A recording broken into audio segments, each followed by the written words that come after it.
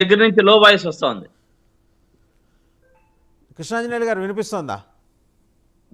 వినిపిస్తోంది. ఓకే, శ్రీకాంత్ గారు అడ్జస్ట్ చేస్తారు. ముందర కృష్ణాంజనేయులు గారు దగ్గర. కృష్ణాంజనేయులు గారు, బోల్డ్ అనే డెవలప్మెంట్స్ అండి. ఎక్కడ ప్రకాశం బ్యారేజ్ని ఢీ కొట్టిన 3 బోట్లు, వాటి లింక్ తీసుకొస్తే బెంగళూరు యలహంక పాలస్కై కనెక్ట్ అయిపోవటం, ఏపీసీఐడి దాని మీద చురుగ్గా దర్యాప్తు మొదలెట్టడం, ఇది ఎతుకుతుంటే కీలక డాక్యుమెంట్లు, సెక్రటేరియట్ నుంచి మాయమైన కీలక డాక్యుమెంట్లు అక్కడ తేలాయట. అసలు సెక్రటేరియట్లో దాచుకోవాల్సిన డాక్యుమెంట్లు ఏమున్నాయో కూడా అర్థం కావట్లేదు. అక్కడ ఏమైనా ప్రభుత్వంలో పని జరిగితే ఓ పని తాలూకు డాక్యుమెంట్ ఏదైనా 5 ఏళ్ల పాటు ఏం జరగలేదు కదా. ఏంటి ట్విస్టులన్నీ, ఏంటి ట్విస్టుల మీద ట్విస్టులు? మనకి ఆ బుడమేరు వరద ఒక 24 వంపులు తీసుకున్నట్టు ఇన్ని ట్విస్టులు వస్తున్నాయి దీంట్లో. వాసుదేవన్ గారు నమస్తే. ప్యానెల్ మెంబర్స్ అందరికి కూడా నమస్కారము. మాజీ ముఖ్యమంత్రి జగన్మోహన్ రెడ్డి అప్పుడప్పుడు ఆంధ్రప్రదేశ్కి వస్తున్నారు.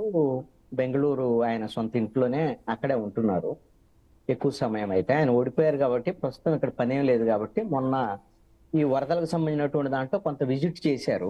వచ్చి అక్కడ అలా కనపడేసి వెళ్ళిపోయారు. ఆయన అక్కడ నుంచి ఈ ప్రభుత్వ వైఫల్యాల మీద వాటి మీద మాట్లాడుతున్నారు. వెనకాల మాత్రం ఈ ప్రభుత్వానికి, ఈ ప్రభుత్వ వైఫల్యాలు, వరదల్లో సహకారం అందకపోవటం, ఎన్నిటి మీద గట్టిగానే ఈ ప్రభుత్వానికి పొగబెడుతున్నారు. దాన్ని తట్టుకోలేనటువంటి ప్రభుత్వం ఖచ్చితంగా ఆయన మీద కూడా బలమైనటువంటి ఆరోపణలు చేస్తాయి. ఎందుకంటే గెలిచినటువంటి ప్రభుత్వం కదా, వీళ్ళ దగ్గర 164 మంది ఎమ్మెల్యేలు ఉన్నారు, 21 మంది ఎంపీలు ఉన్నారు, పోలీసు ఉంది, వ్యవహారం ఉంది. కాబట్టి ప్రతిపక్షం మీద కూడా బలమైనటువంటి ఆరోపణలే చేస్తారు. ఒకవేళ సెక్రటరియట్కు సంబంధించో, ఆంధ్రప్రదేశ్కి సంబంధించినటువంటి కొన్ని కార్యాలయాలకు సంబంధించినటువంటి ఫైల్స్, లేకపోతే ఇంకొకటో ఏదైతే బెంగళూరుకు సంబంధించినటువంటి జగన్మోహన్ రెడ్డి ఇంటికి తీసుకుపోయి అక్కడ దాచిపెట్టుకుంటే, బెంగళూరు ఏమి ఒక ఇతర దేశం కాదు, అదేమి ఇతర దీవి కూడా కాదు, భారతదేశంలో అంతా భాగమే. అక్కడికి ఏపీసీఐడి పోలీసులు వెళ్ళగలరు, వెళ్ళొచ్చు. ఒకవేళ వీళ్ళకి అలాంటి సమాచారం ఉంటే అక్కడ తనిఖీలు చేయొచ్చు, అలాంటి ఫైల్స్ కూడా తీసుకోవచ్చు. ఒకవేళ ఫైల్స్ అని అంటే ఇంతకు ముందు తరహాలో ఏదో ఫైల్స్, ఒక ఫైల్ పోతే ఇంకేం లేదు అనేటువంటి తరహా కాదండి. ఒక ఫైల్కి సంబంధించినటువంటి వ్యవహారంలో కామన్ గా ఉండేటువంటి ఆలోచన, ఎక్కడైతే ఫైల్ మూవ్మెంట్ స్టార్ట్ అయిందో, సపోజ్ ఒక ఎంఆర్ఓ ఆఫీసు లేదా అక్కడ ఒక ఫైల్ ఉంటుంది, అదే విధంగా మూవ్మెంట్కి ఒక ఫైల్ ఉంటుంది, అదే విధంగా వెబ్లాండ్ లో ఆన్లైన్ లో ఒక ఫైల్ ఉంటుంది. ఆ విధంగా అన్ని చోట్ల సమాచారాలు ఉంటాయి. ఒక ఫైల్ తగలబెడితేనో, ఒక ఫైల్ పోతేనో కనపడకుండా పోయింది, మొత్తం వాళ్ళు చేసిన నేరాలన్నీ కనపడకుండా పోయినాయి చెప్పడానికి లేదు. పైగా ఆర్టీజీఎస్ చంద్రబాబు గారు మొదటిసారి ఆంధ్రప్రదేశ్ ముఖ్యమంత్రిగా, విభజిత ఆంధ్రప్రదేశ్ ముఖ్యమంత్రిగా బాధ్యతలు తీసుకున్న తర్వాత డెవలప్ చేసిన ఆర్టీజీఎస్లో కంప్లీట్ బ్యాకప్ మెకానిజం ఉంది. అంతా ఉంటాయి, అన్ని సమాచారం అంతా ఆన్లైన్ లో, వెబ్లాండ్ లో అందుబాటులో ఉంటది. ఎవరు తప్పు చేసినా తప్పించుకునేటువంటి అవకాశం లేదు. వైఎస్ఆర్ కాంగ్రెస్ పార్టీ ప్రభుత్వంలో 5 ఏళ్ల పాటు చేసినటువంటి తప్పులకు సంబంధించినటువంటి విషయంలో ఊరికే ఆ తప్పు చేశారు, ఈ తప్పు చేశారు, ఈ విధమైనటువంటి జపం చేయటం కన్నా కూడా ఆధారాలు సేకరించి కేసులు పెట్టడం, అరెస్టులు చేయటం మీద ఈ ప్రభుత్వం దృష్టి సారించాల్సినటువంటి అవసరం ఉంది. లేకపోతే 5 ఏళ్ళు ఈ విధమైనటువంటి ఆరోపణలకే పరిమితం అవటం అనేటువంటిది కరెక్ట్ కాదు. దీన్ని ప్రజలు హర్షించేదానికి అవకాశం లేదు. ఖచ్చితంగా తప్పు చేసినటువంటి వాళ్ళు శిక్షించబడాలి, దాంట్లో ఎటువంటి సందేహం లేదు. అలాగా ప్రజాధనాన్ని దుర్వినియోగం చేసినటువంటి వాళ్ళు, ప్రజాధనానికి సంబంధించినటువంటి విషయంలో కూడా ఖచ్చితంగా దాన్ని వెనక్కి తీసుకురావడం, అలాంటి వాళ్ళకి కఠినమైనటువంటి శిక్షలు పట్టడం జరగాలి. ఇది అందరూ కోరుకుంటారు. కానీ రాజకీయ పరమైనటువంటి ఆరోపణలకే పరిమితం అయ్యేటువంటి విధంగా అధికార పక్షం యొక్క వ్యవహార శైలి ఉంటే మాత్రం దీన్ని హర్షించేదానికి అవకాశం లేదు. ఇంకొకటి దేవినేని అవినాష్ సుప్రీంకోర్టు తలుపు తట్టారు. ఒకటండి, నేను హైకోర్టులో ఆల్రెడీ ఆంధ్రప్రదేశ్ కు సంబంధించినటువంటి తెలుగుదేశం పార్టీ కార్యాలయం మీద జరిగినటువంటి దాడికి సంబంధించినటువంటి కేసులో ఆయన నిందితుడు అవినాష్ ఆంధ్రప్రదేశ్ ఏపీ హైకోర్టులో ఆయన ముందస్తు బెయిల్ పిటిషన్ వేశారు. ఆయనతో పాటు లేళ్లప్పిరెడ్డి, తలసిల రఘురాము, నందిగం సురేష్ వీళ్ళందరూ వేశారు. వీళ్ళకి ఎవరికి కూడా మీకు బెయిల్ ఇవ్వటం కుదరదని ఆంధ్రప్రదేశ్ హైకోర్టు తేల్చి చెప్పింది. దాంతో పాటుకి ఏం చెప్పింది, మీరు రాజకీయ పరమైనటువంటి కోణంలో రాజకీయ కక్షతోనే ఈ దాడి చేసినటువంటి పరిస్థితి ఉంది, ప్రజాస్వామ్యంలో ఇలాంటి దాడులు సరైనటువంటి కాదు అనేటువంటి తీవ్రమైనటువంటి వ్యాఖ్యలు కూడా చేసింది. వీళ్ళ పాత్ర ఉన్నట్టుగా ఏపీ హైకోర్టు కూడా భావించింది. అందుకనే అరెస్ట్ అనేటువంటిది ఇప్పుడు ఏపీసీఐడికి సంబంధించినటువంటి వాళ్ళు వెంటనే అరెస్ట్కు సంబంధించినటువంటి ప్రయత్నాల్లో ఉన్నారు. ఈయన సుప్రీంకోర్టుకు వెళ్ళినంత మాత్రాన సుప్రీంకోర్టు నాకు తెలిసి ఆయనకు బెయిల్ ఇచ్చేదానికి, ముందస్తు బెయిల్ ఇచ్చేదానికి అవకాశం ఉండకపోవచ్చు. సుప్రీంకోర్టు గతంలో అనేకమైనటువంటి కేసుల్లో ఇచ్చినటువంటి తీర్పుకు సంబంధించినటువంటి అంశం ఏంటంటే, ఏదైనా సరే ఒక దర్యాప్తు జరిగేటువంటి సమయంలో వాసుదేవన్ గారు, ఆ దర్యాప్తుకు సంబంధించినటువంటి అంశంలో ఆ దర్యాప్తు సంస్థలకి ఆ దర్యాప్తు చేయటానికి స్వేచ్ఛ ఇవ్వాలి, ముందస్తు బెయిల్స్ ఇవ్వటం ద్వారాగా ఆ దర్యాప్తుని అడ్డుకునేటువంటి ప్రయత్నం అనేది జరగకూడదు అనేటువంటిది. అందుకని దర్యాప్తుకు సహకరించాలి. వాళ్ళు అందుబాటులో లేరు. అందుబాటులో ఉన్నారనుకోండి, 41A CRPC కింద నోటీస్ ఇవ్వచ్చు. నోటీస్ ఇచ్చి అరెస్ట్ చేసేదానికి అరెస్ట్ చేస్తారా, విచారిస్తారా అని. వాళ్ళు అందుబాటులో లేకుండా పారిపోయారు కాబట్టి ఇక్కడ మరి సుప్రీంకోర్టు ముందస్తు బెయిల్ ఇస్తుందని నేను అనుకోవట్లే. కానీ ఈ రోజున ఒక అద్భుతమైనటువంటి ఒక వార్త వచ్చింది వాసుదేవన్ గారు. ఇది ఈ అంశంలో డిబేటబుల్ అంశం అని నేను అనుకుంటున్నాను. ఎందుకంటే మీరు గమనించండి, ఇది ఆంధ్రజ్యోతి పేపరు. ఎందుకంటే ఆంధ్రజ్యోతి బ్రాండ్ కాబట్టి దాంట్లో వచ్చినటువంటి అంశానికి కూడా అంత ప్రాధాన్యత ఉంది. తప్పించుకున్నారా, వదిలేశారా? ఇదిగోండి, ఇది తప్పించుకున్నారా, వదిలేశారా? ఎవరు? అవినాష్, అప్పిరెడ్డి, తలసేల రఘురాం, జోగి రమేష్. వీళ్ళ అనుమానం ఏంటి అంటే తప్పించుకోలేదు, వీళ్ళని వదిలేశారని. ఎవరు వదిలేశారని? పోలీసులు వదిలేశారని. ఎందుకు ఇలాంటి అనుమానాలు వీళ్ళకి వస్తున్నాయి అంటే, మీకు దీంట్లో ఎంత కొంత అనుమానంలో కూడా నిజం ఉండొచ్చండి. మొన్న నందిగం సురేష్ అయితే అరెస్ట్ అయ్యాడు, హైదరాబాద్ లో పట్టుకున్నారు.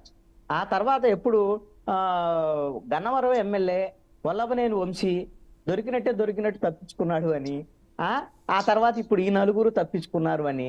వీళ్ళు ఎలా తప్పించుకోగలుగుతున్నారు అంటే దీని వెనక కేవలం పోలీసులే ఉన్నారా, లేకపోతే ప్రభుత్వంలో ఉండేటువంటి వాళ్ళకు కూడా ఏమైనా సరే ఈ విధంగా వీళ్ళు మనోళ్ళేలే పర్వాలేదు పోతే పోనీ ఏమన్నా అనేటువంటి ధోరణి ఉందా అనేటువంటిది ఇక్కడ అనేకమైన అనుమానాలు ఉన్నాయి వాళ్ళకి అంతర్గతంగా. తెలుగుదేశం పార్టీకి సంబంధించినటువంటి దాంట్లోనే ఈ అరెస్టుల విషయంలో బహుశా నాకు తెలిసి సుప్రీంకోర్టు కూడా అవినాష్కి ముందస్తు బెయిల్ ఇవ్వదు. బోట్ల విషయానికి వచ్చేసరికల్లా నేను ఒకటి చెప్పదలుచుకున్నాను వాసుదేవన్ గారు. ఈ బోట్లకు సంబంధించినటువంటి విషయంలో ముఖ్యమంత్రి దగ్గర నుంచి, అదే విధంగా భారీ నీటిపారుదల శాఖ మంత్రి రామనాయుడు, అదే విధంగా చంద్రబాబు నాయుడు కూడా నొక్కి ఒక్కాడిచ్చాడండి. ఏమని? వీళ్ళు బోట్ల ద్వారాగా పెద్ద ఇనప బోట్లు వీటి ద్వారాగా ఢీ కొట్టించి అదే ప్రకాశం బ్యారేజీని దెబ్బ కొట్టాలి దాన్ని అనేటువంటి విధంగా కుట్ర చేశారు వైఎస్ఆర్ కాంగ్రెస్ పార్టీ వాళ్ళు అనేది ఆరోపణ. నిజంగాగిన వాసుదేవన్ గారు కనీసమైనటువంటి అవగాహన ఉండేటువంటి వాళ్ళందరికీ కూడా ఈ విధంగా ఎవరైనా సరే ఒక సాగునీటి ప్రాజెక్టుకు సంబంధించినటువంటి ఒక బ్యారేజీ, పెద్ద వరదని అడ్డుకునేటువంటి బ్యారేజీని ఢీ కొట్టేటువంటి ప్రయత్నం అది బోటు ద్వారాగా జరిగితే గిన దాన్ని ఏమంటారు? దాన్ని ఎలాంటి కేసు అయితే అది అదేనండి, నేను అక్కడికే వస్తున్నా. నేషనల్ డ్యామ్ సేఫ్టీ రూల్స్ ప్రకారం అది గవర్నమెంట్ ఆఫ్ ఇండియా నేరుగా రంగంలోకి దిగుతుంది. ఒక్కళ్ళని కూడా వదిలిపెట్టరు. ఒసామా బిన్ లాడెన్ విమానాల ద్వారా విమానంలో వైట్ ఆయిల్ నింపేసి ఆ ట్విన్ టవర్స్ ని ఢీ కొట్టేంత నేరం అండి. ఇక్కడ భారతదేశంలో చట్టాలు కూడా ఆ విధమైనటువంటి తీవ్రమైనటువంటి నేరంగా పరిగణిస్తాయి. అలాంటప్పుడు ఏదో ఒక కేసు పెట్టేసి వాళ్ళని రిమాండ్కి పంపించేసి ఈ బ్యారేజీని కూలగొట్టడానికి ఈ విధంగా చేశారని మాట్లాడేటువంటి మాటలో మరి దీన్ని ఎంత మేరకు ఈ ప్రభుత్వం వాళ్ళు సమర్థించుకుంటారు, లేకపోతే అధికార పక్షాల వాళ్ళు సమర్థించుకుంటారో నాకు తెలియదండి. ఒక పాయింట్ అడిగి నేను ముగిస్తాను. ఒకటే పాయింట్, తెలుగుదేశం, జనసేన, బీజేపీ కూటమి వాళ్ళకి ఈ బోట్ల విషయంలో మొట్టమొదటిగా వీళ్ళు అన్నటువంటి మాట ఏంటంటే ఈ బోట్ల ద్వారాగా తీసుకొచ్చి ఈ వరద నీటిని ప్రకాశం బ్యారేజీకి అడ్డుపడేటటువంటి విధంగా చేసి చంద్రబాబు నాయుడు ఇంటిని ముంచాలి అనేటువంటి కుట్ర చేశారు అనేటువంటిది మొట్టమొదటి చేసినటువంటి ఆరోపణ. నేను ఈ ఆరోపణ దగ్గర నుంచి తర్వాత ఎక్కడికి వచ్చారనేది బ్యారేజీని కూల్చడానికి వచ్చారని తర్వాత చెప్తున్నటువంటి మాట. నేను ఒకటి అడుగుతున్నాను, నిజంగా చంద్రబాబు నాయుడు ఇంటిని కూల్చడానికి ఇలాంటి కుట్రలు మొన్న వైఎస్ఆర్ కాంగ్రెస్ పార్టీ అధికారంలో ఉన్నప్పుడు ఒకసారి చేశారని తెలుగుదేశం వాళ్ళు చేశారు. ఇప్పుడు కూడా ఇలాంటి కుట్రలు చేస్తున్నాను. ఇన్ని కుట్రలు చేస్తుంటే చంద్రబాబు నాయుడు ముంచేయాలనుకుంటుంటే ఈ రాష్ట్ర ముఖ్యమంత్రి చంద్రబాబు నాయుడు ఇంటికి ప్రమాదం ఉంటే ఎందుకు ఆ మునిగిపోయేటువంటి ఇంట్లో చంద్రబాబు నాయుడు ఉండటం? దాని నుంచి సేఫ్టీ ప్లేస్ లోకి వెళ్ళమనండి. మా అందరికి ఆందోళనగా ఉన్న ఆంధ్రప్రదేశ్ ప్రజలందరికీ చంద్రబాబు నాయుడు ఇల్లు మునిగిపోతే, ఒక రాష్ట్ర ముఖ్యమంత్రి ఇల్లు మునిగిపోతే అరే రాష్ట్ర ముఖ్యమంత్రి ఇల్లు మునిగిపోయింది అనేటువంటిది దేశవ్యాప్తంగా చర్చ అయింది కదా. ఆయనకి ఏదైనా ప్రమాదం వస్తే వాళ్ళ అబ్బాయి కూడా ఉంటాడు దాంట్లో మంత్రి.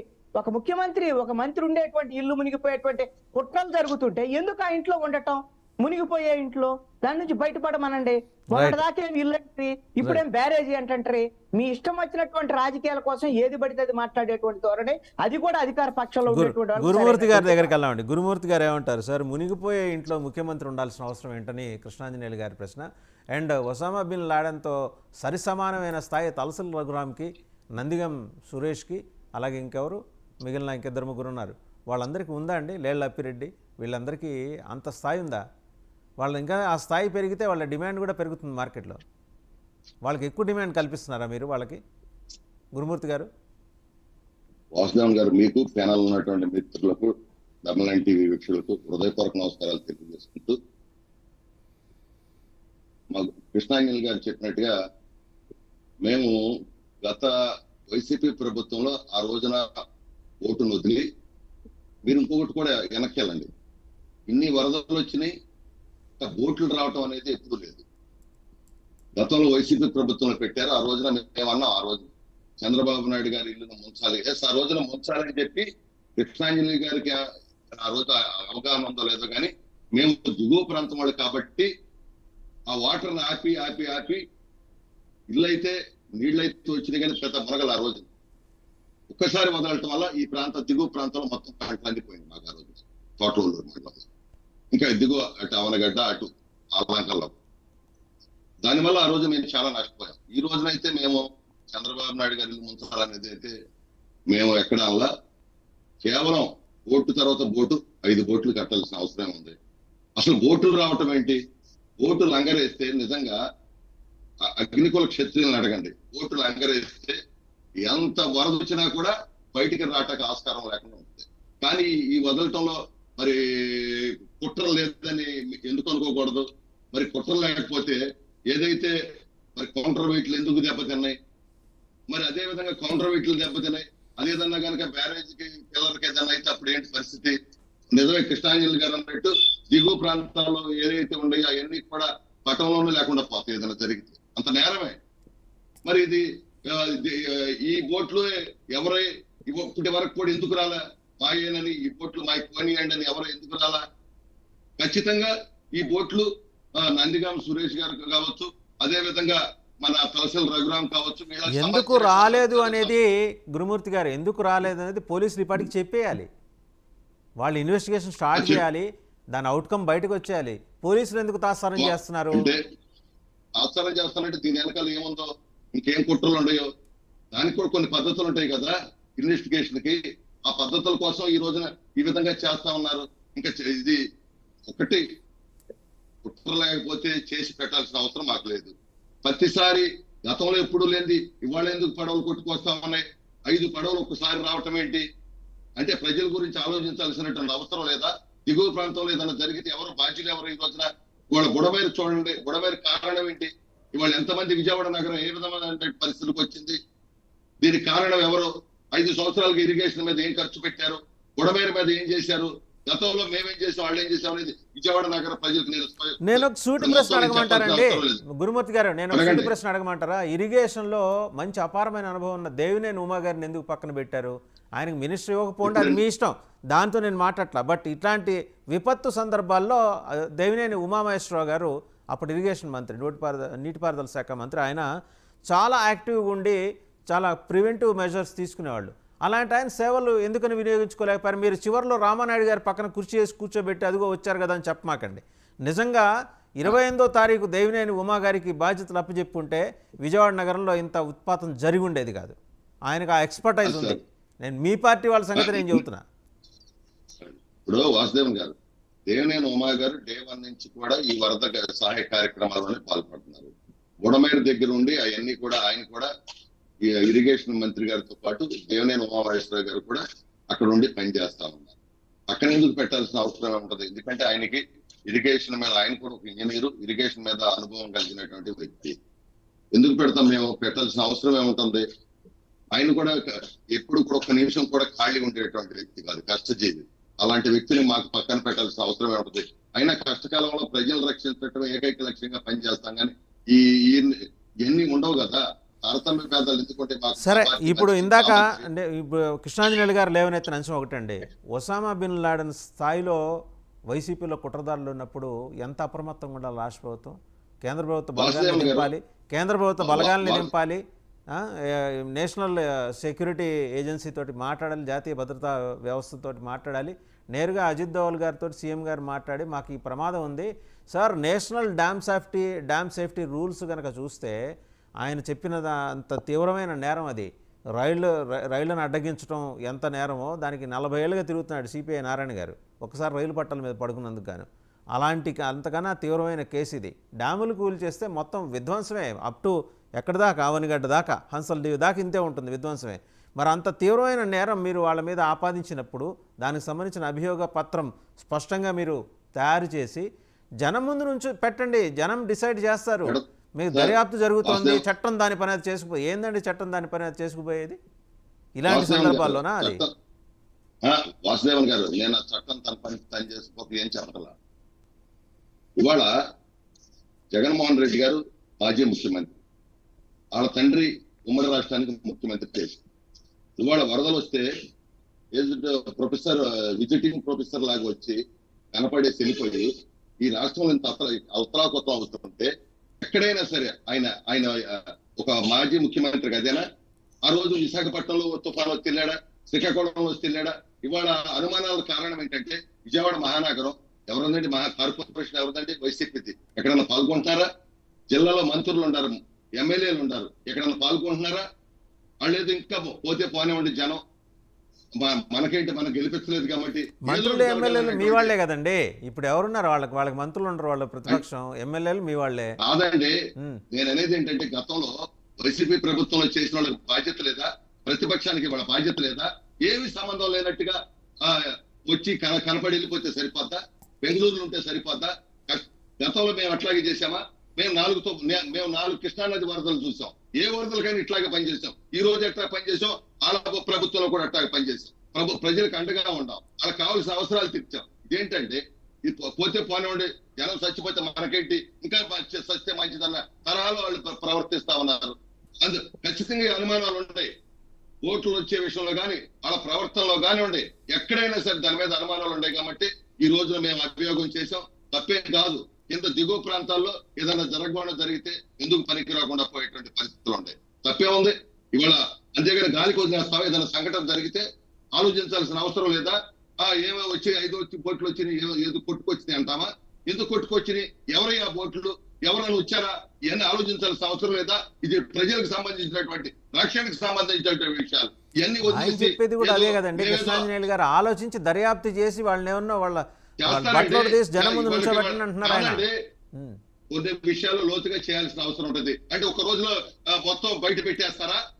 ఎవరు దీని వెనకాల ఉంటారో చూడాల్సిన అవసరం లేదా? ఎందుకు వస్తున్నాయి ఆ board? Sir, priority wise address చేయాల్సిన కేసు ఒకసారి బీజేపీ అధికార ప్రతినిధి రామ్ కుమార్ గారి దగ్గరికి వెళ్తాం. రామ్ కుమార్ గారు, how do you look at the case? కీలక పత్రాలు మాయమవటం ఏంటి, అలహంక ప్యాస్తో తేలటం ఏంటి, కృష్ణయ్య గారేమో కాంగ్రెస్ నేతలతో మాట్లాడి జగన్మోహన్ రెడ్డి గారికి వాళ్ళకి సయోధ్య కుదర్చడం ఏంటి, ఏం జరుగుతుంది సార్ రాష్ట్రంలో? మీరెందుకు ఒక జాతీయ పార్టీ, మరి కేంద్రాన్ని రూల్ చేస్తున్న పార్టీ, ఎందుకు ఆంధ్రప్రదేశ్ వ్యవహారాల పట్ల ఇంత నిమ్మళంగా వ్యవహరిస్తోంది? వాసుదేవ్ గారు, గుడ్ మార్నింగ్ అండి. అలాగే మిగతా మిత్రులందరికీ కూడా. ఆంధ్రప్రదేశ్ ని ఎలాగ వదిలేసామండి? ఇప్పుడు మా రాష్ట్ర అధ్యక్షురాలు ఆవిడ ఫోటోలు మీరు చూడాలి. ఒక తల్లిలాగా, ఏది బాహుబలిలో అంటే సినిమాటిక్ గా చెప్తే ఇప్పుడు ఇవాళ కరెక్ట్ కాదు, కానీ ఒక తల్లిగా ఆవిడ ఒక చిన్న బిడ్డను ఎత్తుకుని కూడా బయటకు వచ్చి ఫోటోలు కూడా ఉన్నాయి. అంటే గ్రౌండ్ లెవెల్లో క్రియాశీలకంగా వారు తిరిగి ఇవేటకు కూడా అక్కడ ఎవరికైనా అవసరం అయితే కిట్స్, అంటే డైలీ యూసేజ్ కి టూత్ బ్రష్ తో సహా వాళ్ళకి అవసరమైన నిత్యావసరాలన్నీ కూడా ప్యాకేజ్ చేసి అవసరం ఎక్కడెక్కడైతే అవసరమో అవన్నీ కూడా అవసరాలు ఆ పార్టీ తరఫున కూడా చేస్తున్నారండి. సత్యకుమార్ గారు విదేశాలకు వెళ్ళారు, అనుకోకుండా వరద వచ్చింది, వెనక్కి వచ్చిన కానీ వారు కూడా గ్రౌండ్ లెవెల్లో ఆఫ్టర్ ఎఫెక్ట్స్ ఏంటి ఉంటాయి, ఇప్పుడు రాబోయే రోజుల్లో ఏమేమి ఉంటాయని చెప్పి ఆయన కూడా నివేదిక తీసుకుంటూ గ్రౌండ్ లెవెల్లో తిరుగుతున్నారు. నేను మళ్ళీ ఈ వరద నీరంతా కైకులూరు వైపు వెళ్ళిపోతుందంటే కామినేని శ్రీనివాస్ గారు నిన్న అక్కడ తిరగడం, చుట్టూ వచ్చిన ప్రమాదంలో ఇరుక్కోవడం, బయటపడడం, ఇవన్నీ కూడా చూస్తూనే ఉన్నారు. ఖచ్చితంగా పార్టీ చేయాల్సిన పని అయితే చేస్తుంది.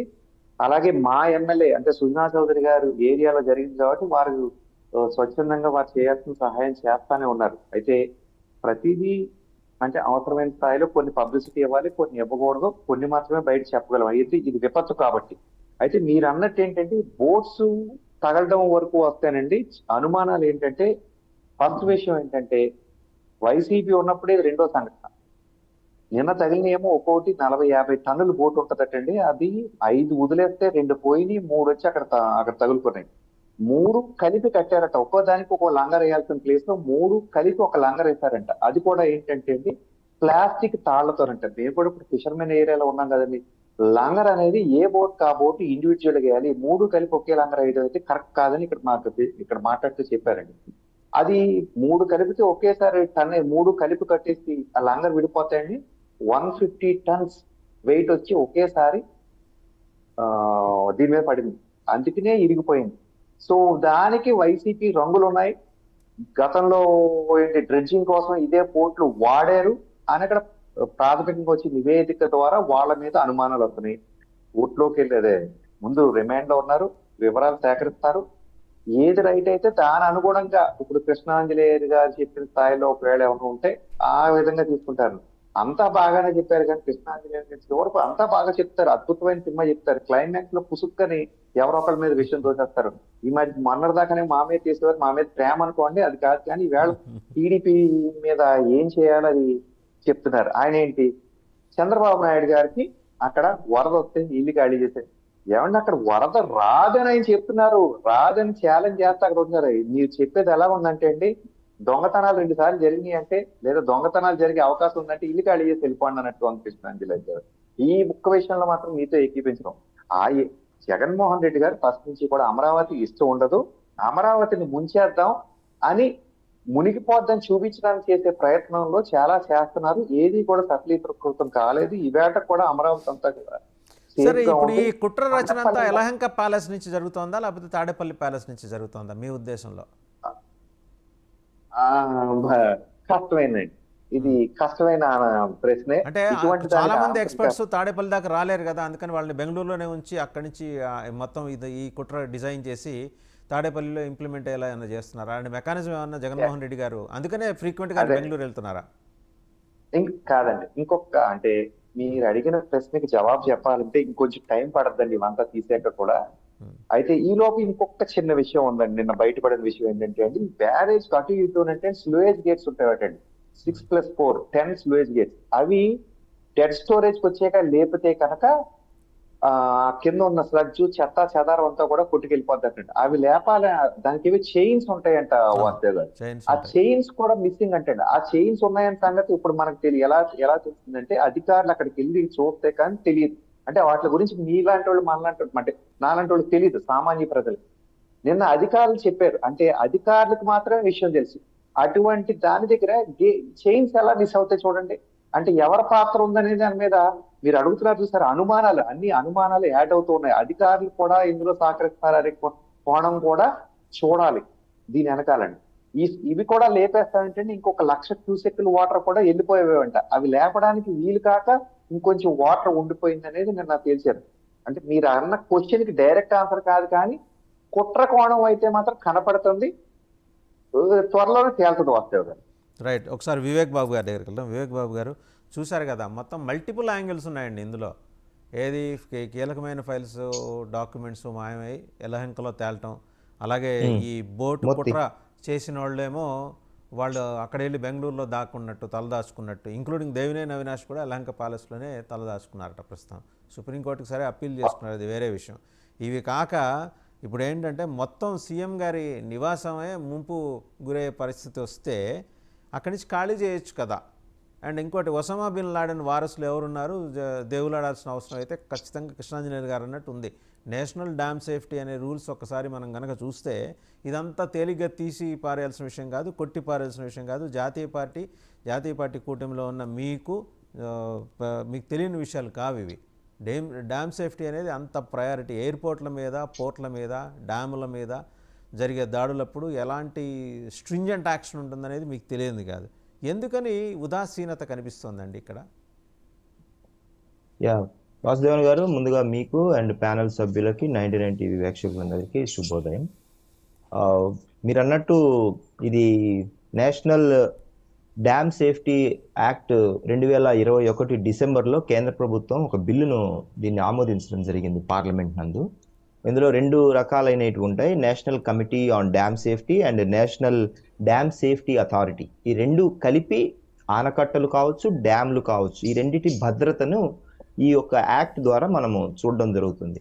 మోస్ట్ ఇంపార్టెంట్ ఏంటంటే మీరు అన్నట్టు బిగినింగ్లో అండ్ మన కృష్ణాంజలి సార్ చెప్పినట్టు కూడా ఇది ప్రజలకు సంబంధించిన భద్రత విషయంలో, అంటే కొన్ని లక్షల మంది దాని మీద ఎవరికైతే ప్రాణాలకు రక్షణగా ఉంటుందంటే లైక్ దేశ రక్షణకు సంబంధించిన కావచ్చు, లేకపోతే ఇలాంటివి దేశద్రోహం కిందికి కూడా వస్తుంది. అలాగే దేశద్రోహ యాక్ట్ పెట్టకూడదని కొన్నిసార్లు కోర్టు చెప్పినప్పటికీ కూడా ఇలాంటివి చాలా తీవ్రమైన విషయాలు, అంటే కొన్ని లక్షల మంది ప్రాణాలకు ముడిపెట్టిన అంశం కాబట్టి వీటిని చాలా తీవ్రంగా పరిగణించే అంశాలుగా మనం భావించాలి. అలాగే ఈ ముఖ్యంగా ఈ యాక్ట్ ద్వారా ఈ 2 కలిపి కొన్ని నిర్ణయాలు తీసుకుంటారు. రాష్ట్ర ప్రభుత్వం అండ్ కేంద్ర ప్రభుత్వం 2 కలిపి నిర్ణయాలు తీసుకుంటుంది. వేరే రాష్ట్ర ప్రభుత్వం కూడా ఇండివిజువల్ గా దీని మీద భద్రతా కమిటీ అనేది ఒకటి ఎప్పుడు ప్రతి డ్యామ్ మీద లేదా ప్రతి ఆనకట్ట మీద ఎప్పుడు ఒక డ్యామ్ కమిటీ, అది సేఫ్టీ కమిటీ అనేది ఒకటి వర్క్ చేస్తూనే ఉంటుంది.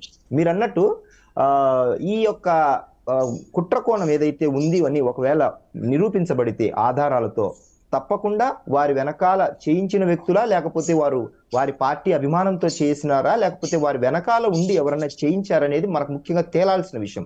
Is it individual or somebody else who are doing this అనేది. సో ఆ విషయాన్ని ఒకవేళ వైసీపీకి సంబంధించిన వ్యక్తులు దీని వెనకాల పెద్దలు ఎవరన్నా నడిపించారని తేలితే మాత్రం అంటే అక్కడితో కథ ఆగిపోతుంది. ఎందుకంటే ఇన్ని లక్షల మంది మీద ప్రాణాలతో చెలగాటం ఆడుతూ చేసినది ఒక భద్రతకు సంబంధించినది. వాయిస్ వస్తుందండి? వినిపిస్తుందండి, చెప్పండి, వినిపిస్తుంది. సో భద్రతకు సంబంధించిన విషయాలలో, ప్రజల ప్రాణాలకు సంబంధించిన విషయాలలో ఇలాంటి ఆలోచనలతో చేసే వ్యక్తులకు సంబంధించిన ఆలోచన తీరును కూడా మనం ప్రజల ముందు పెట్టాల్సి ఉంటుంది. అలాగే ఈ యొక్క కుట్రలో దాగి ఉన్న ప్రతి ఇండివిజువల్ లేకపోతే గ్రూప్ ఆఫ్ పీపుల్ ఉన్నారనేది కూడా వెలికి తీయాల్సి ఉంటుంది. అయితే ఈ మన చంద్రబాబు గారి ఇల్లు పోకుండా ఉండడం కోసము ఇది ఏదైతే తీసుకొచ్చారో, వాటర్ని బుడమేరులో గేట్లు ఎత్తలేదు అంటూ ఏదైతే వైసీపీ అధినేత మాట్లాడిన మాటలు ఏదైతే ఉన్నాయో, ఆయనదేమో ఇటువైపు కరకట్ట వైపు ఉన్న ప్రాంతం, ఆ ఏరియాలో చాలా వరకు డ్యామ్ అంటే ఆనకట్ట వాటర్ లెవెల్ పెరిగే కొద్దీ వాటర్ వస్తుంది. ఇప్పుడు చాలా పీక్ లెవెల్లో వచ్చింది కాబట్టి ఆటోమేటిక్గా అది మునిగిపోతుంది. బుడమేరు ఎటువైపు ఉంది? ఇది లెఫ్ట్ సైడ్ ఉంది, అది రైట్ సైడ్ ఉంది సిటీకి, విజయవాడకి. సో దాని ఛానల్ అది వేరేగా వెళ్ళిపోతుంది, మన ఏలూరు వరకు వెళ్ళిపోతుంది, కొల్లేరు వరకు. అదే కొల్లేరు వరకు వెళ్ళిపోతుంది, దాని దారి అది వేరే. అయితే ఇందులో దీన్ని తీసుకొచ్చి ఇందులో కలపడం వల్ల ఆయన ఇల్లు మునిగిపోకోకుండా ఉంటుందనేది టోటల్ గా అది అసలు ఆయనకు కనీస అవగాహన కూడా లేదనేది మనకు చాలా సందర్భాల్లో మనం మాట్లాడుకోవడం కూడా జరిగింది. అయితే ఇక్కడ డ్యామ్ సేఫ్టీకి సంబంధించినంత వరకు, అలాగే వేరాజ్ ఇందులో చేసిన కుట్రకోణానికి సంబంధించినంత వరకు అంటే వైసీపీ వారి యొక్క ఇన్వాల్వ్మెంట్ ఇందులో ఉందని ఏదైతే మనం అనుమానిస్తున్నామో దీన్ని తప్పకుండా వెలికి తీయాల్సిన అవసరం ఉంది. అలాగే మనం ఇందాక మాట్లాడుకున్నట్టు ఈ యొక్క వాటర్ సంబంధించినది ఏదైతే బోట్స్ ఉన్నాయో, బోట్స్ కు సంబంధించిన ఏదైతే వైసీపీ యొక్క పేర్లు వచ్చాయో, Nandigam Suresh or some XYZ ఎవరైతే వచ్చారో వైసీపీకి సంబంధించిన రంగులు వేసుకొని ఆ పడవలకు చాలా చిన్న తాడు కట్టారు, లేకపోతే అది ఊరికే ఒక ప్లాస్టిక్ లాంటిది కట్టారు. సో ఆటోమేటిక్ గా అది ఆ వెయిట్ కి, ఆ ఫోర్స్ కి, వాటర్ ఫోర్స్ కి అది నిలబడదు. సో ఆ తాళ్ళు నిజంగానే ఐరన్ తో చేసి కట్టారా, లేకపోతే వాటిని కట్ చేసిన ఆనవాళ్ళులా కూడా అనిపిస్తుంది. తెగిన దానికి కట్ చేసిన దానికి కూడా వేరియేషన్ ఉంటుంది.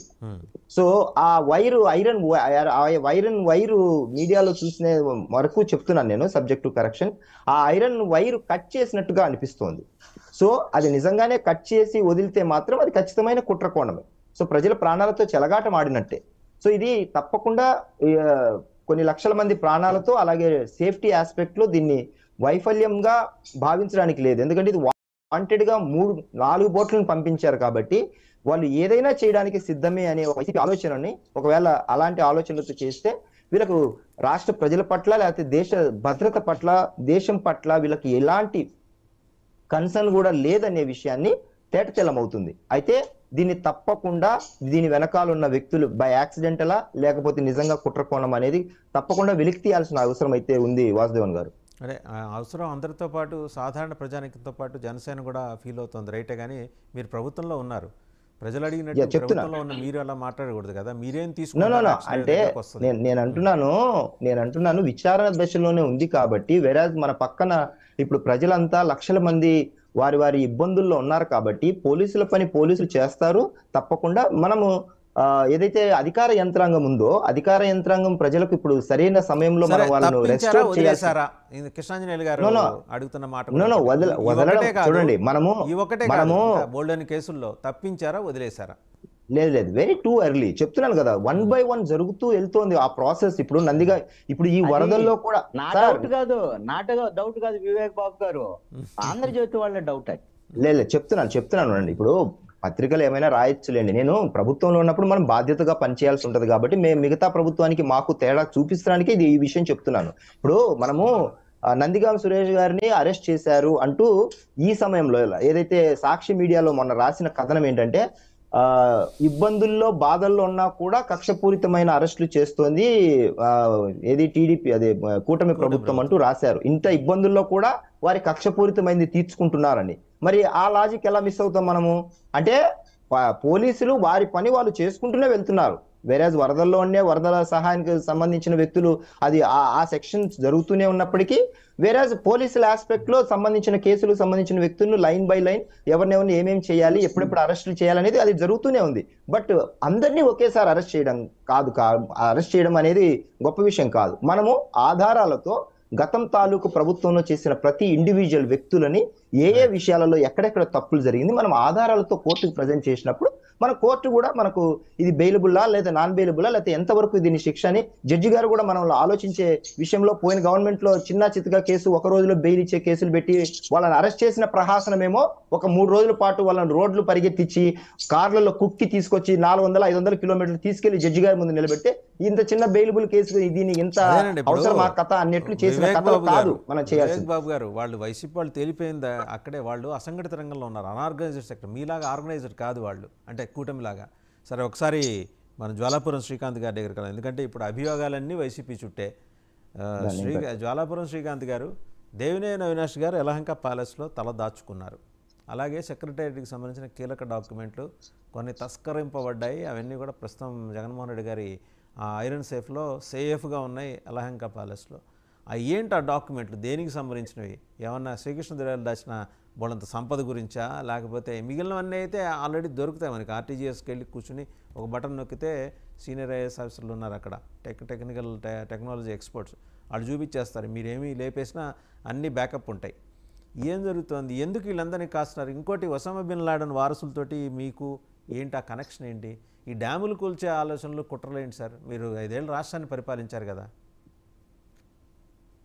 ముందుగా వాసుదేవన్ గారికి, ప్యానెల్లో ఉన్న సభ్యులకి, 99 టీవీ వీక్షకులందరికీ కూడా నా హృదయపూర్వక నమస్కారాలు. ముఖ్యంగా ఒక్క విషయంలో చెప్పాలంటే, ప్రభుత్వము విఫలమై చాతగాని తనాన్ని ఒక కుట్రగా చిత్రీకరిస్తున్నారు.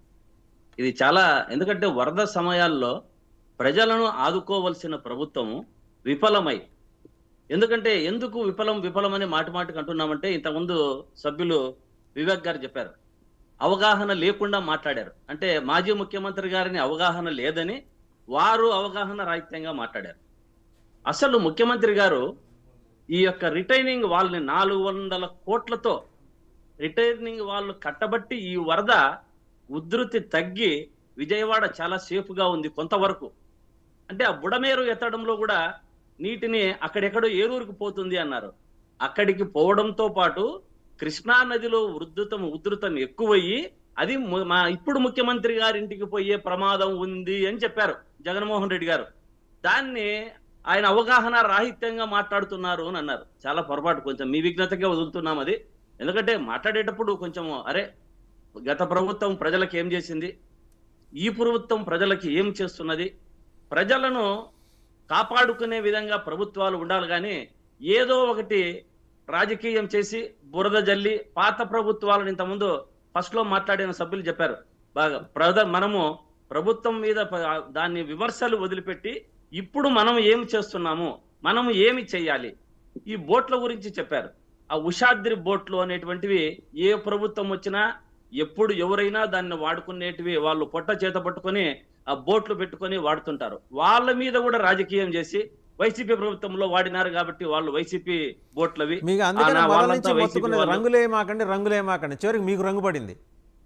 అదే రంగులు వేయమాకండి అంటే ఇప్పుడు సార్ ఒకటి, ప్రభుత్వంలో ఇట్లా బోట్లు పెట్టుకొని తిరిగే వాళ్ళు కానీ చేసేవాళ్ళు కానీ ఆ ప్రభుత్వం ఏదన్నా అవకాశం ఇచ్చి వాళ్ళకి వేస్తే అభిమానంతో వేసుకోండొచ్చు.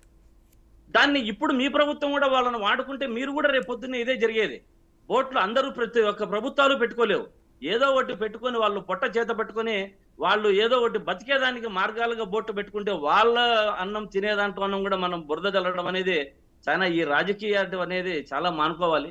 ఎందుకంటే మనం చూస్తున్నాం ఎన్నికల ముందు మన ముఖ్యమంత్రి ఇప్పుడు మన మంత్రివర్యులు లోకేష్ గారు రెడ్ బుక్ అనేది ఒకటి ముందుకు తీసుకొని వచ్చి దీంట్లో అందరి లిస్ట్ ఉంది, అందరినీ ఏరి తీసి పారేస్తామనే పరిస్థితికి వచ్చారు.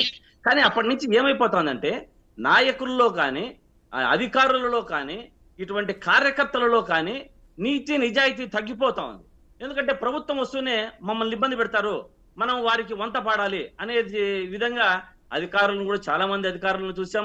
వారు ఈ ప్రభుత్వానికి గత ప్రభుత్వంలో కూడా వాళ్ళు డబ్బులు ఇవ్వడం జరిగింది ప్రతి ఒక్కరు పోయి, లేకపోతే ట్రాన్స్ఫర్లు, లేకపోతే ఒక పక్క ఉన్నారనే విధానాలు మంచిది కాదు ఇది. ఎందుకంటే కార్యకర్తల యొక్క నీతి నిజాయితీకి, నాయకుల యొక్క నీతి నిజాయితీకి గొడ్డలు పెట్టు. మనం ఎక్కడికి పోతున్నాం ఆలోచించాలి. ఈ భయప్రాంతాలను చేయకూడదు. అదే విధంగా ఇప్పుడు మంత్రి అయ్యారు, ఇప్పుడు చెప్పమనండి, నేను రెడ్ బుక్ లో ఉన్న వాళ్ళందరినీ ఒక్కొక్కరిని ఏరుతున్నాను అని ఒక్క మాట చెప్పమనండి. తప్పు. ఎందుకంటే మనం ఎక్కడికి పోతున్నాము, కార్యకర్తలను భయపడిస్తే, కార్యకర్తలను నాయకులను భయపడిచ్చి పార్టీలో చేర్చుకుంటే ఏమి రాదు. స్వతసాగా వాళ్ళ పార్టీకి వాళ్ళు నాయకులను అనుసరించి ఏ ప్రభుత్వం ఏది చేస్తున్నా ఒక పక్కే ఉండే కాలం వెళ్ళిపోతా ఉంది. ఎందుకంటే మనమే వాళ్ళని అట్లా తయారు చేస్తున్నాం, మన కార్యకర్తలను కానీ నాయకులను కానీ. కానీ ఇటువంటి విధానాలు మారాలి. ఈ బుడమేరు కానీ ఇది కానీ ప్రతి శాఖలో కూడా ప్రభుత్వ విధానాలు, ప్రభుత్వానికి ప్రజలకు అండదండగా విధి విధానాలు రావాలి. ఈ ప్రభుత్వం వస్తూనే విధానాలు మార్చడం, గత ప్రభుత్వంలో విధానాలను తీసివేయడం, దీనివల్ల అధికారులకు నాయకులకు ప్రతి ఒక్కరికి చాలా ఇబ్బందికరంగా ఉంది. ఏ ప్రభుత్వం అయినా సరే, నేను ఇది అది అని చెప్పడం లేదు. వైసీపీ వచ్చినా శ్రీకాంత్ గారు ఇప్పుడు ఇంతకీ ఈ విషయం చెప్పండి, దేవినేని అవినాష్ యలహంక ప్యాలెస్ లో ఉన్నాడా లేదా? మీ దగ్గర లో వాయిస్ వస్తాను సార్. దేవినేని అవినాష్ యలహంక ప్యాలెస్ లో ఉన్నారా లేదా? ఆయన ఎందుకు దాచిపెట్టారు అక్కడ మీరు?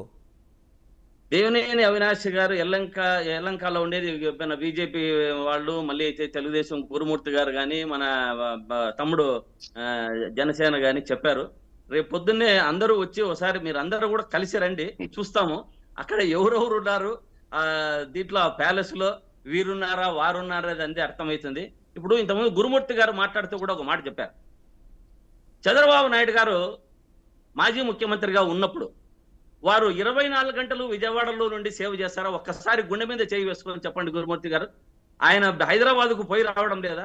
అలాగే సొంత ఇల్లు ఉన్నప్పటికీ కొంచెం అట్లా జగన్మోహన్ రెడ్డి గారు విజయవాడకు, హైదరాబాద్కు, మన బెంగళూరుకు పోయి వస్తూనే ఎప్పుడు ఆయన అక్కడే ఉండే విధంగా చిత్రీకరించడం సబబు కాదు.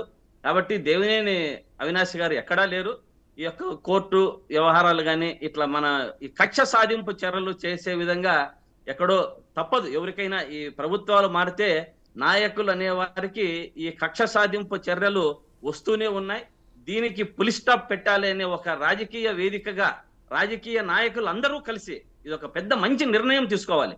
ఎందుకంటే ప్రభుత్వాలు మారుతూనే అందరూ లోపలికి వెళ్ళిపోవడం అండర్ గ్రౌండ్ లేకి. ఎందుకంటే మా మీద కక్ష సాధింపు చర్య, మా మీద లోపలేస్తారేమో, మా మీద జాలాపురం శ్రీకాంత్ గారు అదేదో సినిమాలో అల్లు అర్జున్, ఐ థింక్ అలవైకుంఠపురంలో లేకపోతే వేరే ఇంకొక సినిమాలో అనుకుంటాను, ఆయన అంటాడు కష్టాలు వచ్చినప్పుడు సుభాషితాలు మాట్లాడటం, మీ కష్టాలు వచ్చినప్పుడు అదేదో జనం కష్టంగా సుభాషితాలు మాట్లాడటం కరెక్ట్ కాదు కదా. ఈ స్ఫూర్తి మీరు అధికారంలో ఉన్నప్పుడు ఎన్నడైనా ఒక్కరోజు కాల్ఫర్ చేశారా అఖిలపక్ష సమావేశాన్ని?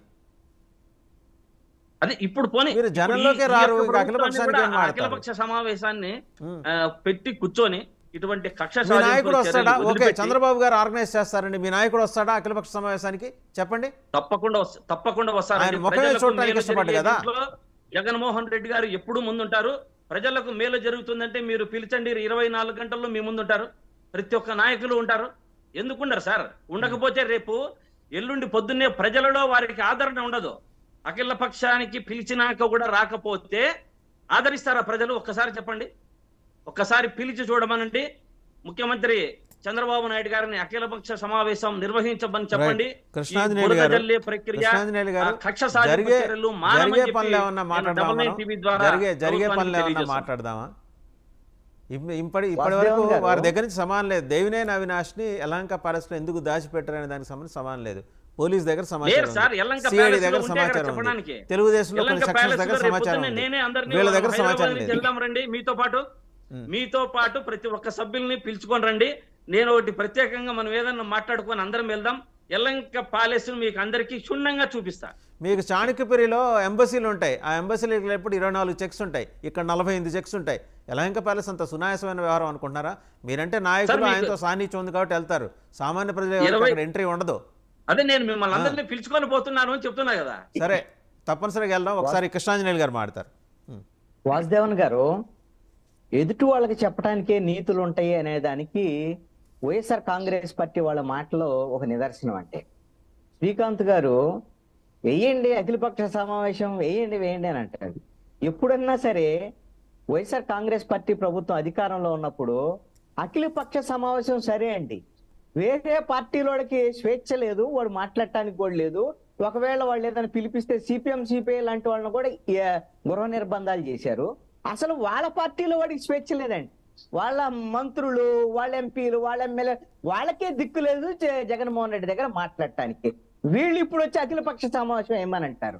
చంద్రబాబు నాయుడు అఖిలపక్ష సమావేశం అయ్యటంలో చాలా ఎక్స్పర్ట్ అండి. మీరు వాసుదేవన్ గారు, ఆయన 95లో ముఖ్యమంత్రిలో చూస్తారని చెప్తున్నారు కదా. 95లో అఖిలపక్ష సమావేశాలను, అత్యధిక అఖిలపక్ష సమావేశాలు వేసినటువంటి ముఖ్యమంత్రిగా ఆ రోజున చంద్రబాబు నాయుడు 95 నుంచి 99 వరకు. అదే విధంగా మీరు గమనిస్తే ఎక్కడ మన ఇది పబ్లిక్ గార్డెన్స్ లో అన్ని వర్గాల ప్రజలను కూడా పిలిచి మీరు మా ప్రభుత్వానికి సూచనలు ఇవ్వని, సలహాలు ఇవ్వనని చాలా మీటింగ్లు కూడా పెట్టాడు పెద్ద సెన్సేషన్లో. మరి ఇప్పుడు 95 లాంటి ముఖ్యమంత్రిని చూస్తారని చెప్తున్నాడు కాబట్టి చంద్రబాబు నాయుడు ఇప్పుడు అలాంటి అగ్రపక్షం ఏమన్నా ఎక్స్పెక్ట్ చేయొచ్చామో? వైఎస్ఆర్ కాంగ్రెస్ పార్టీ వాళ్ళు అడిగినందుకు కాదు, 95 లాంటి ముఖ్యమంత్రి కనపడతాడు అని చెప్తాడు కాబట్టి, కనపడతాడని చెప్తున్నాడు కాబట్టి ఇప్పుడు ఏమైనా చంద్రబాబు నాయుడు వేస్తాడని చూడాలి. ఒకటి నేను మన బీజేపీ నాయకులు పేరు మర్చిపోయాను, రామ్ కుమార్ గారు పాపం సరిగ్గా డైరెక్షన్ ఇవ్వట్లేదండి తెలుగుదేశం గవర్నమెంట్ కి. వీళ్ళు బీజేపీ వాళ్ళు సరిగ్గా డైరెక్షన్ ఇస్తే సమస్యలు ఉండవు. వాడు పాపం అడుగుతున్నారు ఈడీకి సంబంధించినటువంటి తొందరగా తీసుకురండి, సిబిఐని తొందరగా తీసుకురండి, జగన్మోహన్ రెడ్డి మీద కేసులు పెట్టండి అని పదే పదే విజ్ఞప్తులు చేస్తున్నా సరే బీజేపీ వాళ్ళు రెస్పాండ్ అవ్వట్లేదు. సమస్య అది. అయితే కాకినాడ మీరేమంటారు? బీజేపీకి వైసీపీకి రహస్య ఒప్పందం ఉందంటారా? ఇంకా కంటిన్యూ అవుతుందా అది? అది ఇప్పుడు మళ్ళీ మనం చెప్పక్కర్లేదులేండి, ఎప్పుడు కంటిన్యూ అవుతూనే ఉంటది. కొంతమంది ఆల్రెడీ రాజ్యసభ సభ్యులు వెళ్తున్నారు, వస్తున్నారు, వాళ్ళ దగ్గరికి ఏమి ఇబ్బంది లేదు, జగన్మోహన్ రెడ్డి పంపిస్తున్నారు, దాని గురించి ప్రాబ్లం లేదు. ఇప్పుడు అది పొలిటికల్ విషయం. అసలు దీంట్లో డిబేట్ కి సంబంధించినటువంటి విషయాల్లో గురుమూర్తి గారు కొంచెం మీ ఫ్రేమ్ అడ్జస్ట్ చేసుకోండి. గురుమూర్తి గారు కైండ్లీ మీ ఫ్రేమ్ ప్రాపర్ గా అడ్జస్ట్ చేసుకోండి. రైట్. కాకినాడకు చెందినటువంటి రామ్ కుమార్ గారికి అమరావతి ప్రాంతానికి చెందినటువంటి కృష్ణాంజనేయులు చెప్పేటువంటి ఒక్క విషయం ఏంటంటే, చంద్రబాబు నాయుడు ఇంటికి వరద వచ్చినంత మాత్రాన అమరావతి మునిగిపోయినట్టు కాదు. చంద్రబాబు నాయుడు ప్రస్తుతం ఉండేటువంటి ఇంటికి అమరావతికి సంబంధం లేదు. ఈ విషయం చాలా మంది గమనించాల్సినటువంటి అంశము. ఎక్కడైతే చంద్రబాబు నాయుడు ఉండేటువంటి వీళ్ళు మంతెన సత్యనారాయణ రాజు, అదే విధంగా బీజేపీకి సంబంధించినటువంటి పాతూరు నాగభూషణము, అదే విధంగా ఈ మాజీ ఎంపీలు వీళ్ళు గోకరాజు గంకరాజు, వీళ్ళన్ని ఇళ్ళు ఈ ప్యాలెస్లు ఇలాంటివన్నీ ఎక్కడ ఉన్నాయి అని అంటే కృష్ణా కరకట్టకి కృష్ణా నదికి మధ్యలో ఉన్నాయి. ఇది కృష్ణా పరివాహక ప్రాంతంలో ఉన్నాయి. కరకట్ట దాటిన తర్వాత అమరావతి ప్రాంతము, దాంట్లోకి చుక్క నీరు కూడా కృష్ణా వరద రాదు.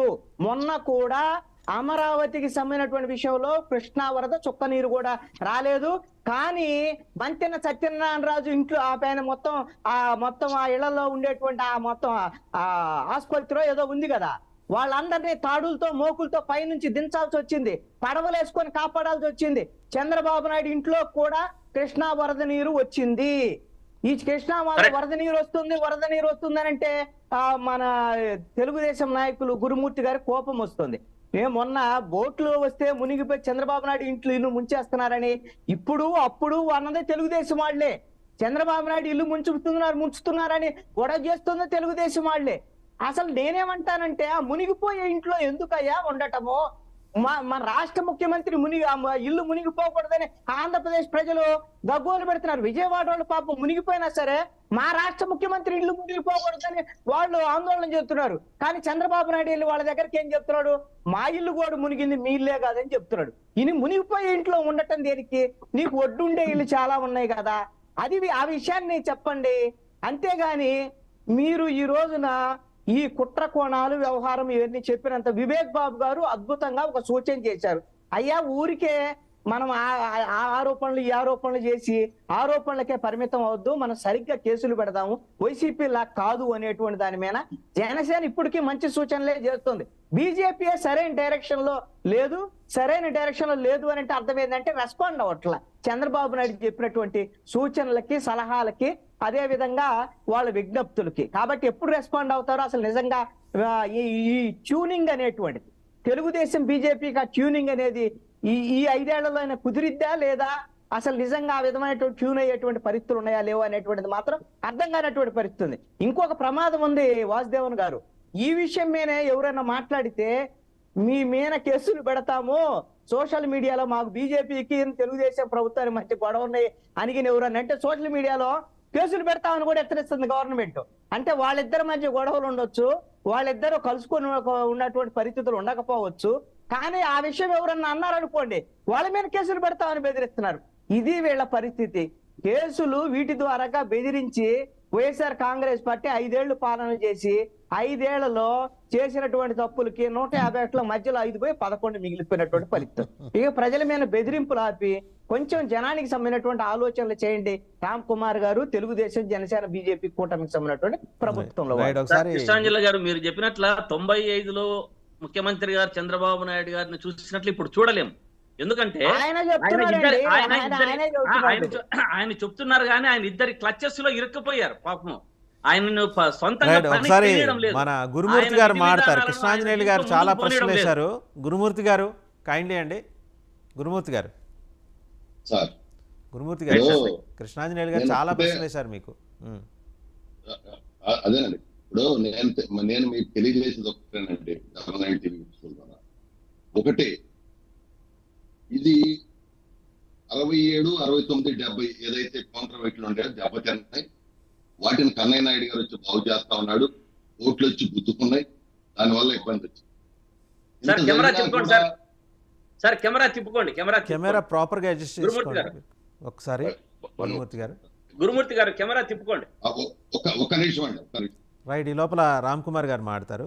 రామ్ కుమార్ గారు, lot of questions for you అండి ఫ్రమ్ కృష్ణాంజనేయులు గారి సైడ్. రామ్ కుమార్ గారు ఏం చెప్తారు? మీరేం ప్రాపర్ క్వశ్చన్స్ చేయడానికి ఇందాకే నేను ఆన్సర్ చెప్పేశాను. అంటే కృష్ణాంజనేయులు గారికి చెప్పాను కదండి, ఏదో ఒకటి బీజేపీని అనకపోతే వారికి అంటే ప్రేమ మాకు ఏదో విధంగా మమ్మల్ని ఫైల్లో తీసుకురావాలి, మేము మాట్లాడుతుంటేనే మా వాయిస్ ప్రజల్లోకి వెళ్ళాలంటే ఆయన ప్రేమ, అందులో ఏం కాదట్లేదు. నేను ఇందాక మునిగిపోద్దని నేను ఎక్కడన్నా నాకు అర్థం లేదు. వారు నేనేదో మునిగిపోయానంట. నేను అమరావతి ఎక్కడా మునగలేదు, విఫల ప్రయత్నం చేశారు. గతంలో కూడా ఎవరు జగన్ గారు ఇప్పుడు కూడా అదే విఫల ప్రయత్నం చేయాలని చూశారు. కుట్రకోణం ఉన్నదేమో అని అన్నాను. అది కూడా క్వశ్చన్ మార్క్స్ తోనే వదిలేశాను. సరే, ఆయన అన్నట్టు ఏంటంటే కృష్ణ కరకట్ట మీద ఉన్నారు, కరకట్టకు దాటి కదా రావాలి ఇందులో, అదంతా తెలిసిందే. నేనేమి కాదనట్లేదండి. మేము కూడా ఇప్పుడు పైనుంచి ఇప్పుడు కొల్లేరు వస్తుంది పైన, లేదా ఇటు నుంచి మొన్నటిదాకా గోదావరి ఓవర్ఫ్లో వచ్చినా అల్టిమేట్ గా ఎండ్ పాయింట్ లో మేము ఉన్నాం, మాకు వచ్చే కలుస్తుందండి. ఆటు పోటు ఎప్పుడైపోయినా ఆటు పోటు ఉన్న రోజు ఇక్కడ ఆగిపోతుంది. దానికోసం మీకు అక్కడ కొండవాగులు ఎత్తిపోవస్తున్నట్టే ఇక్కడ కూడా మాకు ఇక్కడ అవుట్లెట్ కోసం ఎత్తిపోయాలి సముద్రంలో. ఇవన్నీ కూడా అవగాహన విషయాలు. ఆల్రెడీ నిన్నటి నుంచి ఇక్కడ ఉన్నారు ఎవరు డిప్యూటీ సీఎం పవన్ కళ్యాణ్ గారు. ఎందుకంటే కొల్లేరు వాగు కనుక ఇప్పుడు 21 టీఎంసీ 25 టీఎంసీ టాప్ లెవెల్ అండి, 21 దాకా వచ్చేసింది. అది కనుక ఆఫ్ లో అయితే ఎఫెక్ట్ అయ్యేదంతా కూడా పిఠాపురం అసెంబ్లీ. ఎందుకంటే కింద పిఠాపురం అసెంబ్లీ మీదుగా సముద్రంలోకి వెళ్తుందండి. అందుకనే ఆయన అప్పుడే ఉండి రివ్యూలు చేస్తున్నారు. అంతా కూడా బాగానే జరుగుతుందండి, ఇందులో ఒకళ్ళు ఏమీ జరగకపోవడం లేదు. ఇంకొకటి ఇందాక మాకు